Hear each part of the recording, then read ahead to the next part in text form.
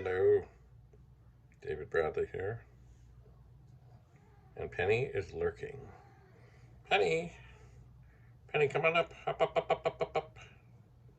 Penny, I could pick you up. I could. I know this chair's got kind of some stuff in it. Hang on. Penny. See, I've been doing. Penny. Penny. Penny. Penny. Penny. That didn't go well. Oh well. Penny is a funny cat.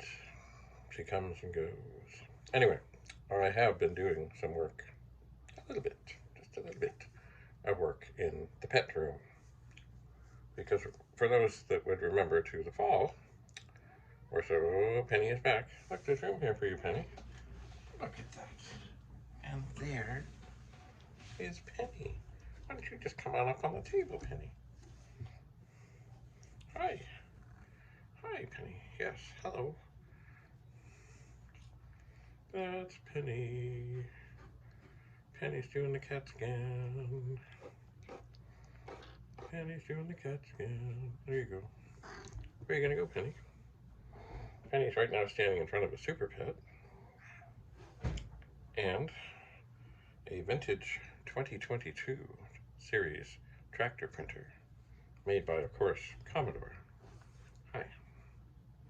So, where are you going, Penny? What do you see? I don't think there's anything up there. Anyway, for those that remember, back in the middle of, oh, maybe it was December, I don't know exactly. I was gonna, I thought I was, hi, Penny. I thought I was pretty, oh, come on, feisty cat. I thought I was pretty much done with the pet room. And then, of course, as the story goes, I was getting this last machine from the garage, and in the midst of things and shuffling and doing other things, I noticed that on the side of the of a shelf out there, I saw another pet. I saw the side of it, and that led to a little exploration. And indeed, there were, I think, 4 more pets on that shelf, and 3 more on the shelf below. And I couldn't really get to them at that time. The garage is, well, it's hard to describe. Anyway, and then the winter came, and it was cold out there, and other things came up, like I don't know if you remember, I had some strange infection in my foot, and that didn't help anything because I could barely walk, but I finally did find a foot specialist person who skewered it and let all the pressure out. My family doctor said, oh, well, that has to heal, but it did not have to heal. It's funny, I've only ever had this once before, years and years and years ago, where I don't know if I bruised it or something. Anyway, the guy who did skewer it and dig around and get all the evil out said that perhaps there might have been a tiny, tiny, tiny piece of glass, but he was not sure.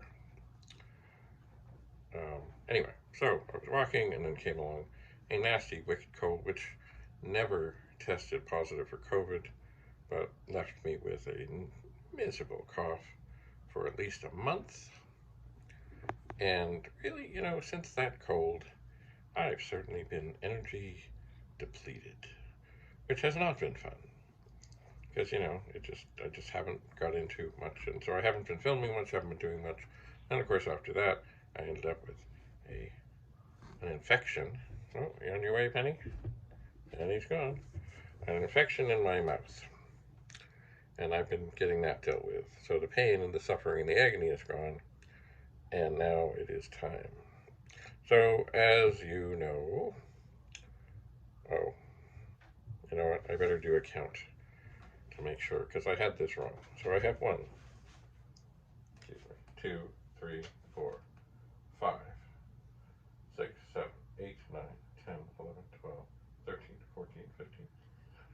18, 19, 20, 21, 22, 23, 24, 25, 26, 27, 28, 29, 30, 31. Okay, in this room, there are 31 pets. There's one that is an 8296 in the Porsche style case, but I'm counting it as a pet.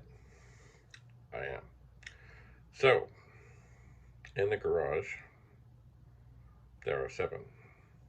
Upstairs, there is one more. So that would bring us to 39. Anyway, I'm going to tell you a little story.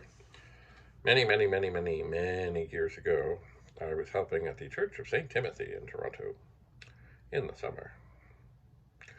And I got word that there was a movie coming. Didn't know anything about anything. Anyway, it ended up it was a movie called How to Deal. And Mandy Moore was the star. Anyway, so they came. They were at the church for about a week. It was crazy. But it was all done. There was one moment, though, as I was, now I was not like part of the clergy of the church. I was just helping tend to the building. But there was one moment that I'm sure that this something director fellow, not the director, because there's so many directors on a movie. There's third assistant, second assistant, first assistant, I don't know what he was. But I remember he was called JJ. And of course we were told, oh, you can't talk to him. Well, anyway, not knowing much about anything and about film things, and I don't remember if I was really into being an extra and doing background and other such things in movies yet. There were a couple times I spoke to him. One was, it was summer, it was hot, very hot, very hot, and the church did not have air conditioning, so we would, while doing all rehearsals and things, all the windows in the church were open to let air flow, and it was pretty good. But see, all these windows were on cords and ropes and things, and also there was some that needed a pole, and to close all the windows took about 15 minutes. So at some point, as we were in the first little bits of filming, I just knew that somebody was going to say, okay, we need the windows closed, thinking, they'd get right to the end, and then they'd say, we need the windows closed, and then everyone would be watching me for 15 minutes to close the windows. And I thought, no, we shouldn't be doing that. That's a whole lot of time wasted. A whole lot of people standing around watching me fight with some of these windows that at times were a bit challenging. Anyway, so I did go into JJ, the person who I couldn't speak to, and I said, it takes about 15 minutes to close all these. So it would be really helpful if somebody could just, cry out, 15-minute warning on the windows, then I'll start closing them. That went well. That was a beautiful thing, because every time when we'd be getting ready to go, long before they yelled, lock it up, and pictures up, and sounds up, and all that stuff, I'd get the 15-minute warning on the windows, and never did they waste 1 second while I was trying to get the windows to close. There was another time that I went to, by the way, there is a purpose to this. There was another time I went to him, and I said, because I'd seen a thing that they were filming, and it was about a fellow who was young, and he had died, I think, playing football or football practice or something or other, and there was his friend giving this sad, mournful talk about the dearly departed. But the fellow was wearing a hat.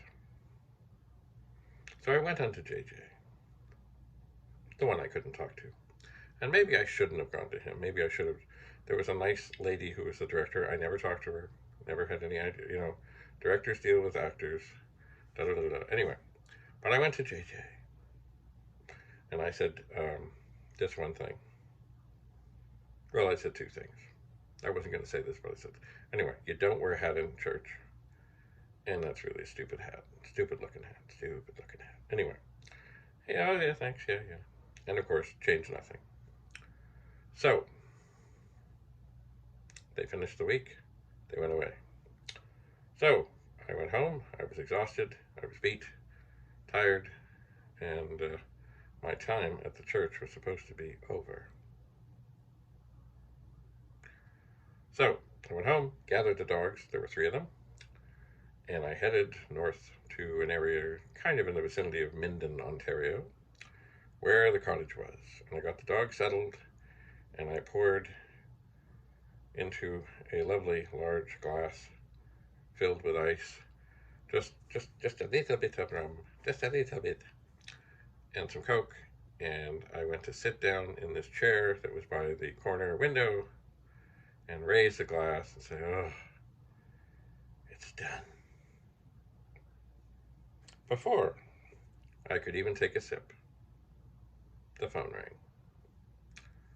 It was the rector from the church. And he said, I think he said he was sitting down. I said, yeah, I am actually. Anyway, he said they're coming back for 10 days and they want you to be there all the way through. Because, see, the thing of it is when you've got somebody from the church who's minding the church and taking care of the church, there are various, like, deals that get made or accommodations or something figured out. Like one time they wanted to take out a row of pews so they could get the cameras in better. And I advised them, of course, okay, you can do this. They fastened the floor. But you can't not put them back the same way because the heating system for the holy part of the church is in the floor. So when you take out a row of pews, you got to make sure you know which went where. And if you're putting them back in and the holes don't line up, you can't be pulling out drills and drilling. You got to make sure. So, oh yeah, anyway, basically what they wanted was continuity. They didn't want to have to go through the deals and the accommodations and the whatever with a whole bunch of different people every time. They wanted, okay, yeah, we agreed on that. Yep, we're good. Like, for example, there was one time when they wanted to hang something on the outside of the doors that led to the church. And the doors were, of course, wide open, for air and stuff and doing whatever. So they come to me and they start talking about how they want to hang. I think it was something to do with flowers for a wedding or something or other on the door. And they're wondering if they can put a hook in the wedding. Anyway, the funny thing is, they hadn't looked at the doors. So after they went through their whole rigmarole and stuff, I said, well, let's have a little look-see. And of course, there were two doors. And they were, of course, held open at the time. I said, so we, unhooked the little, not actually kind of big hooks, and looked at the door. And there, on the other side of the doors, were two hooks, exactly of what they probably wanted, already there, probably been there for decades. I said, how would that be? And they said, oh, yeah, that'd be good. Because, of course, sometimes the church hangs things on the doors. So they didn't have to drill, they didn't have to do anything. They came with this, huge request. And it was all there. It was all fine. Anyway, so they're coming back for 10 days. There's a point to this. There is a point to this. Hang in there. They're coming back for another 10 days. And they're coming back bigger than they were. With more generator trucks. That's a whole other story. More lights, more this, more that. They also had a big, balloon that was a light inside the church. Kind of like a blimp. Quite fascinating. We had to make sure the fans didn't go on. And what it was is the blimp had two different sides to it, and depending on what light they wanted, or what tone of light, it had two, basically the balloon had two filters, so you could rotate it to get a different, anyway, they had it all picked, it's fine, anyway, they're coming back. So, I go back to the city for another 10 days. Mind you, I think I had a day or two to kind of recover before they were coming back. Anyway, then I find out the reason that they have returned. And yes, it was the hat.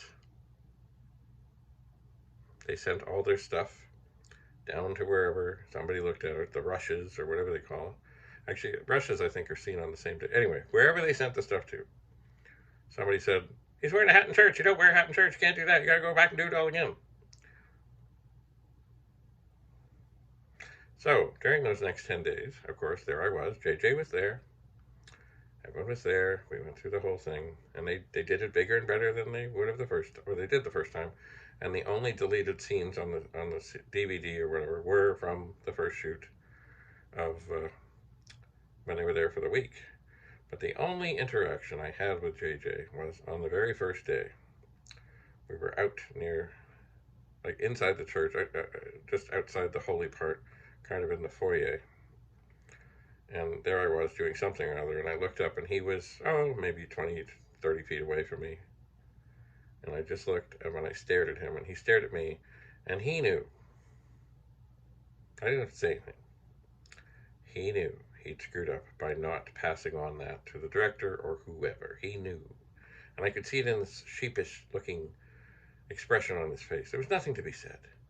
But I did say one thing, and that was, I'm not supposed to be here. Anyway, so here's where it all comes around. This is a boomerang story. So because I had this room all ready, or so I thought, to shoot the family portrait, I'd get it all done and have it all, boom, boom, boom, boom, boom. And then, of course, I found more pets, and anyway, so things have been delayed. And because of that, kind of like the same as them coming back for the 10 days, I'm going to do it bigger and better. I've already started to move some dual disk drives in here, which were not here before. Right now I have some that are underneath some of the pets, and I have more such things to move. So I will, in the whole process of moving and getting the pets out of the garage, I will also concentrate. And if some of you who've watched me for a while know that I used to record in the pool room. So I'm starting to get the pool room cleared up. Well, there's other drives in there. So by the time it's done, the pets will all be in here. And pretty much every single dual disk drive that I have will be in here, as well as other things that go with the pet. The other thing I have started to do, as you can see up there, is I've been grabbing boxes that aren't, like, there weren't pet boxes that were pretty. There just weren't. So I'm grabbing other boxes as I find them, and I'll figure out ways to fill in the neutral space on the family portrait with other things. And what does that mean? Well, mostly it'll be boxes on top of things. That pile back there, it's all been secure, it's all been fine, but boy, I should have filmed me putting it together, because I had some moments where things were starting to slide. Anyway, it's all been good. It's all been fine. And Penny occasionally goes and roams up there. I kind of hoped that she would just go and have a little walkabout, but she didn't. So I'm going to do it bigger and better. And right next to this Super Pet is indeed the first printer my brother Richard and I ever got, a 2022 series Commodore tractor printer, which had not a nice character set. It had the same character set as the MPS 801, and it didn't really have true descenders. It's funny, because years later we met up with a fellow who started to make a different ROM for the MPS 801 that had true descenders. This confused some people. Not the true descenders over whether things were capitals or not capitals or whatever. And this was the printer that I used before I had a word processor. I would just type in, if I was trying to do a thing for school, I'd just make a program, and I'd put 10, print, quote, and put the thing, and actually probably I put a question mark so I could squeeze more onto a line, and I didn't have a word processor, so I just type everything in, and then I print it. And of course, the first time I tried to hand something in to my electricity teacher, he was not sure if this was fair. So he took it down to the office to see if it was fair that I be allowed to type or turn in some assignment that had been done on my computer. They did indeed decide that it was okay. And of course now, here it is, some 40 years later. Now, I suspect most classes and things, you would have a hard time getting away with turning in anything that wasn't typed. Although some people might take, certainly exams are handwritten. Anyway, so that printer, which is a general pain, I find, because it always, oh, Penny is back. It always wants to slide. Hello, Penny. How are you doing? How are you doing? Penny. Penny, you gonna go for a little walkabout? Yeah? No? Hello, Penny. Anyway, it always tries to slide off the top of whatever computer I have it on. So at the moment, it's not on top of a computer. Hello, Penny. But eventually it probably will be, but I'll be very careful to make sure that it's not about to slide. So there are other printers that I will put in here, I think an 8023P.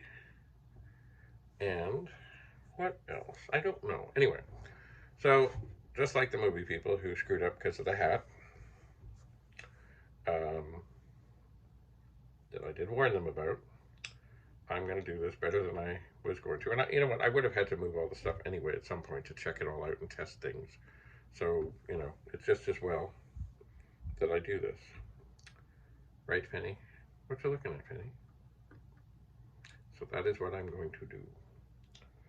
So stay tuned. Penny. Hi.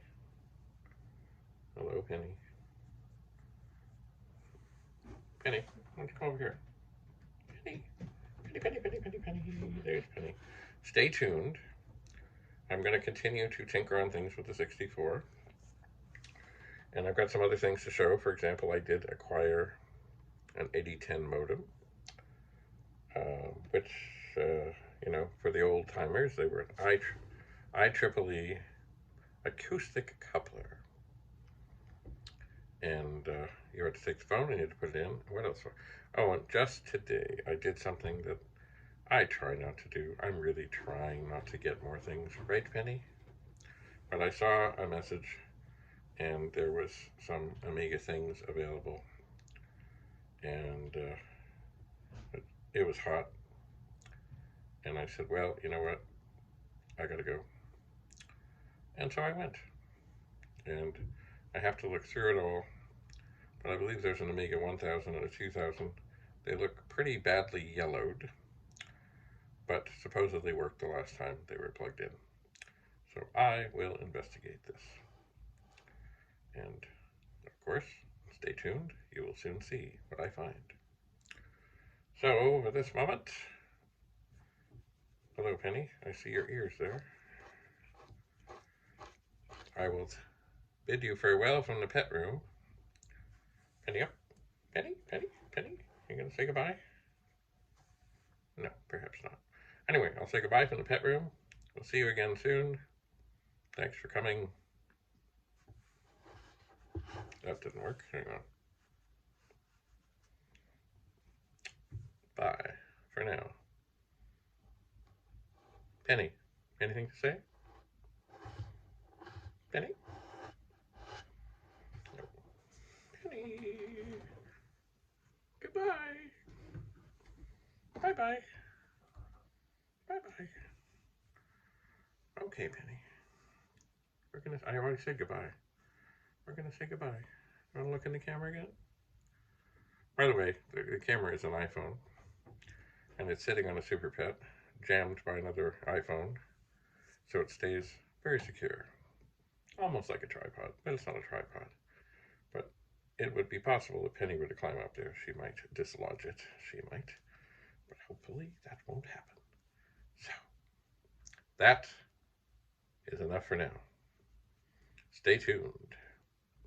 Many more stories, many more recordings to come. And remember, I deal with pretty much everything going back to the original pets up into the Amiga. And yes, I don't have every single Amiga, I just don't. But I have some 1000s, some 500s, some 2000s, and yes, a couple of 4000s, but I gotta find the keyboard. One 4000 is working, from what I can tell, and the other one, it doesn't seem to want to come to life. It just doesn't. But I'm hoping to be able to determine what part or parts are in trouble using the other 4000 without hurting the other 4000. At least that is the plan. So, all right, Penny. Penny, yes, Penny. I see you. There's Penny. Where are you going? Where are you going? Okay, Penny, come on over here. Penny, Penny, Penny, Penny. Penny, let's say goodbye. Penny, let's say goodbye. All right. Penny, look, Penny. Yes, I know. Okay, bye. There she rolls over. Oh, that didn't work. I'll do this. Thanks again. Bye for now.